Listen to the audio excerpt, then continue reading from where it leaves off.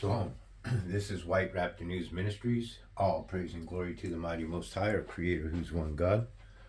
Blessings to you, the children of Israel. Today's a beautiful day outside. Oh, I'm telling you, it's a beautiful, gorgeous day. You should all get outside today and praise our Creator's wondrous works in His almighty power. He's given you life. Truly, folks, there's nothing more beautiful and truly spiritually connecting to our Creator more than when you serve Him and love Him and dedicate your soul and your power, your might, your every bit of your essence, every cell, every fiber that comprises you of flesh, every ounce of blood that pumps through your veins. When you give it all to the Spirit and allow Him to watch over you and wear His shield, your life is truly without, it's not one of these, okay? It's a nice level plateau. Yes, stumbling blocks come along, but they're nowhere near as difficult to deal with when you have the Spirit on you. You're not alone like that. So let's jump in to Genesis 8, starting at 1. But God remembered Noah and the wild animals and the livestock that were with him on that ark. And he sent a wind over the earth, and the waters receded. First off, I want to hit you here again. We got the wild animals, okay? And I've been teaching all along that the wild animals were the United Nations, were these evil nations that were created. So are the Gentile, did they get on the ark? Did some of them live and get on the ark? I mean, do you suppose that after them rains started, maybe everybody? Hey, buddy, you got to chill out, man. I'm in the middle of a lesson, buddy. Much love. I love you, buddy, but I got to go. That was friendly coming and saying hi to me once again. Okay, so the livestock and they were with him on the ark, and he sent a wind. A wind again is 7307. It's ruach.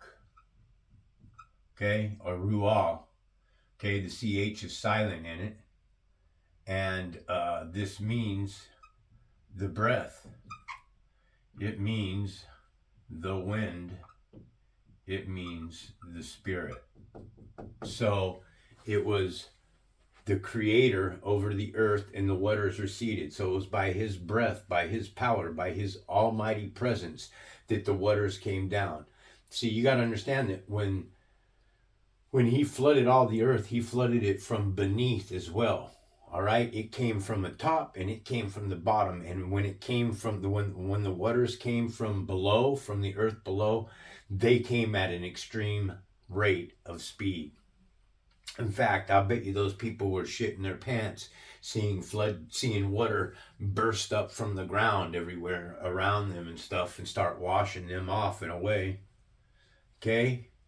Now the springs of the deep and the floodgates of the heavens. So you see, springs of the deep. That's what I was just trying to tell you, that waters came up from beneath the earth, and the floodgates of heaven had been closed, which means that there are windows inside of heaven. And the rain had stopped falling from the sky. Again, the sky is what? It's the dome. Okay? It equals the firmament. It equals the vault of heaven. Okay? It keeps things in, is what the sky does. The waters receded steadily from the earth at the end of 150 days. Imagine that again. 1 + 5 is 6. Always got this 6 riding in here, man. The waters had gone down, and on the 17th day of the of the 17th or the 7th month, the ark came to rest on the mountains of Ararat. The waters continued to recede to the 10th month, and on the first day of the 10th month, the tops of the mountains became visible. After 40 days, Noah opened the window he had made in the ark and sent out ravens, and it kept flying back and forth until the waters had dried up from all the earth. Now, this is kind of weird here, what's going on. It's telling us that the mountains became visible, right? Visible to who? If the mountains became visible, that means that they were visible to Noah. So I don't understand, if they became visible, why does Noah open the window that he made in the ark and send out a raven? Why does the raven keep flying back and forth if the mountains have become visible already? Common sense question. Then he sent out a dove to see if the waters had receded from the surface of the ground. Oh, I don't understand. I don't understand this. Why is he sending out a dove again to see if the waters had receded from the surface of the ground, when it's telling us on the 10th month and on the first day of the 10th month, the tops of the mountains became visible? We already know that they become visible.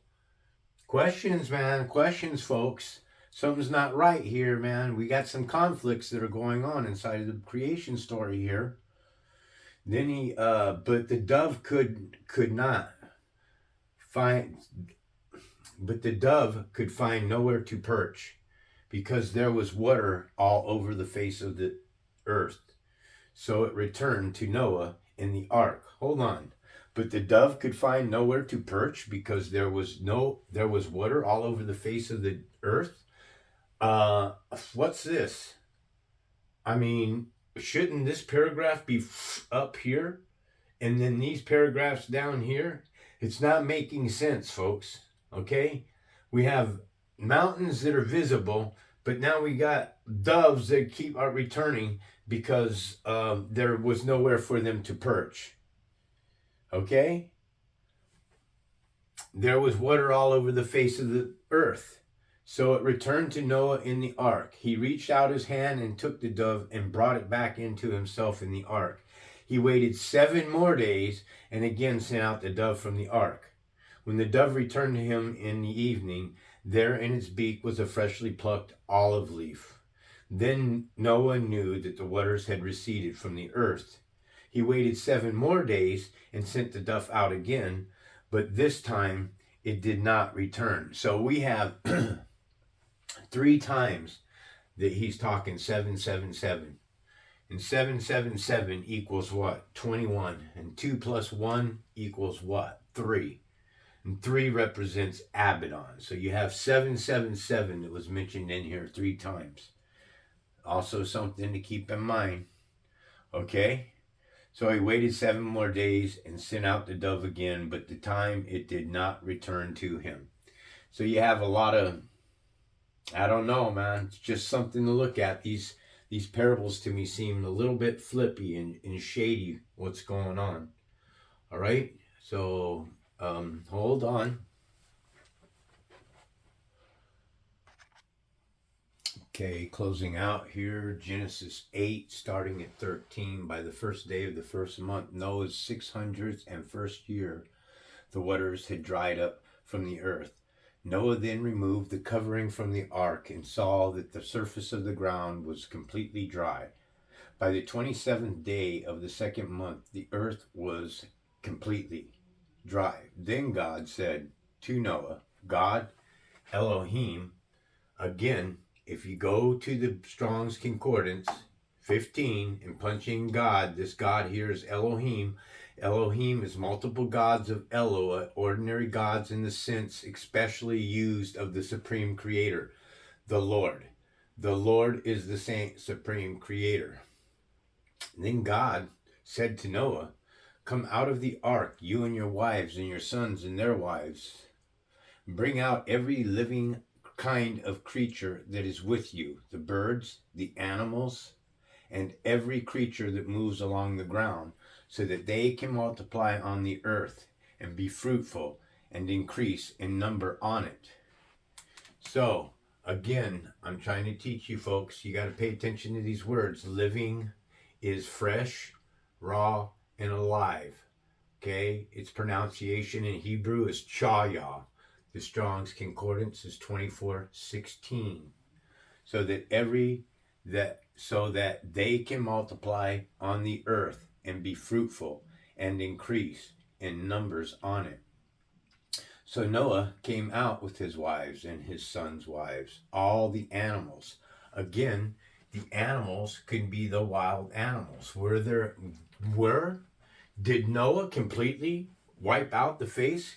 Could have there been any wild animals? Could have there been anybody of the nations that survived and got on that ark? If there's any truth at all to the story. I don't believe that the story of Noah's ark is even true. But I'm saying, if it was true, is it possible that when those people saw that water coming up, that somebody somehow or another, got on top of that ship, locked away? Who knows? We don't know. We really don't know. And all the creatures that move along the ground, could the creatures here are alive, raw, fresh, that move along the ground, and all the birds, everything that moves on the land, come out of the ark, one kind after another. Then Noah built an altar to the Lord, and taking some of all the clean animals and all the clean birds, he sacrificed burnt offerings on it. Let me ask you a question, okay? Earlier in this chapter, the Lord gives Noah instructions how to build the ark, what he's to bring in, all clean animals and unclean animals, and all of that. The Lord is giving him commands. Now pay very close attention to what I just said here. Do you see in this that the Lord's told Noah to build an ark, to build an altar?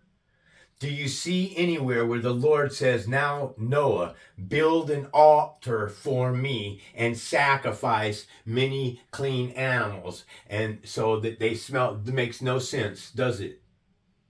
This Lord, the self-existing eternal creator, says let's see, I believe it's Jeremiah, sacrifice is abomination to the Lord. Not even close. The sacrifice of wicked is detestable to the Lord, but the prayers of an upright is in his delight. So wouldn't have it been better for Moses to come off of the ark, him and his family, and not build an altar and not sacrifice animals, but instead praise the Lord and raise their hands up to the heaven and thank them for life? But instead he comes off of the ark right off the bat, slaughtering animals? That sounds to you like a moral man, when the laws and commandments, well, they haven't really been given yet, so I about talked myself into a trap there, huh? all the clean birds he sacrificed burnt offerings on it. The Lord smelled the pleasing aroma and said in his heart. So who's the Lord? Huh? The Lord smelled the pleasing aroma and said in his heart. Hold on. In the Spirit's heart? I don't think that the Spirit has a heart in the physical sense, because the Spirit is the breath. It's the wind. So we have got to be directly speaking that now Noah, folks, is who the smell was pleasing to. And never again will I curse the ground because of humans. No, I don't think that he cursed the ground because of humans. He cursed the ground probably because of mankind. Okay? Humans were his presence, were his prize. He loves his children. Okay? I cursed the ground because of humans. No, he cursed the ground because of mankind, those that were created on the 6th day of creation. They're the ones that came in and turned this whole plane of existence upside down. They're the ones that tricked us and have got us worshiping them and believing on them, believing in the government, believing in Hollywood, believing in all these speakers. All they are is just speakers of destruction. Even though every inclination of human heart is evil from childhood. Well, I'm trying to understand something. The Lord's speaking here, man, and he's saying every human heart is evil from childhood, but he just wiped everything off of the face of the earth. So why would everything be evil from childhood now? Because this plane of existence is darkness. And never again will I destroy the creatures as I have done. Meaning that he will never destroy it by a flood again. Okay? As long as the earth endures, seed times and harvest, cold and heat, summer and winter, day and night will never cease. Well, folks, that is questionable too. Day and night will never cease. Let's see. Until day and earth have passed, not one law will be returned.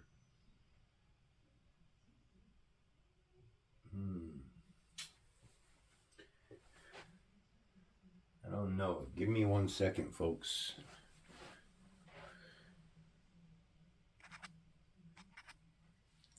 Here you go, guys. Matthew 5:18 is what the parable was. And it says, "For I tell you truly, until heaven and earth pass away, not a single jot, not a stroke of a pen will disappear from the law until everything is accomplished." Do you hear that? Till everything is accomplished. So it's saying until heaven and earth pass, and now it's saying that the night and day will never cease. Contradictions, and when you have contradictions inside of the Bible, you have to start questioning what is being said. That would be it for this particular lesson. We are ripping up through this Bible, man. Believe it or not, man, I'm moving much faster than I thought I would. And it doesn't really take that much time to transcribe from the Bible what's being on the board here, what I'm writing down. Anyways, folks, all praise and glory to our Creator and His almighty power, man. You got to turn it over to the Spirit. You got to stop worshiping man. You have to stop worshiping man. You have to stop worshiping the lie. You have to stop worshiping Jesus. I'm telling you, get on board with the Spirit of God and watch your life change. Because once you're aligned with the Spirit of God, I'll tell you what happens. All the worldly things that you're seeking on this plane of existence, all the worldly treasures, all of the gifts, all of the cars, all of the presents, the money, the job, the wife, all of that stuff, none of it matters at all, man, when you're serving the Spirit of God. And then what happens is we slowly start destroying their money construct. Because if you stop with the serving the Christmases, if you stop serving the holidays, and every month they got you out there spending money, every month they got you breaking into your income, I'm telling you straight out, as through experience, that now that I don't serve the world and I don't engage and participate in holidays, I make very little money, but somehow I still manage to make by and put money away, a little bit of money away. So don't get caught up in the world, folks. The value of a man's pocketbook is not what makes them an upright man walking straight with God, but a man that walks with the Spirit. You find a good man that walks with the Spirit, you find a good woman that walks with the Spirit, that will be a blessed relationship if you walk with the Spirit your entire life. All praise and glory to the mighty Most High, our Creator, who is one God. Blessings to you, the children of Israel. I do feel your plight, your fight, and everything else that's going on. This is White Raptor News Ministries.